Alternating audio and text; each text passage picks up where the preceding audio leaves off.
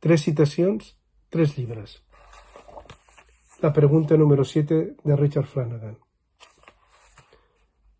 El arte no era un juguete sino una necesidad, y su esencia, la forma, no es un complemento decorativo, sino una copa en la que derramar la vida para llevársela a los labios y saborearla.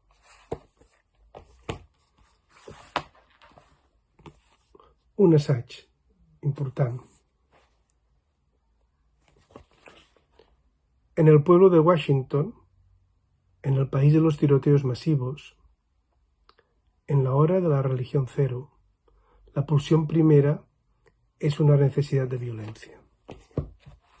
I finalment, un llibre de poesia, com veieu, molt treballat, en Parkside, Senyals de llum des del cos. Un vers. No deixis armar els solcs ancestrals. Bon Sant Jordi.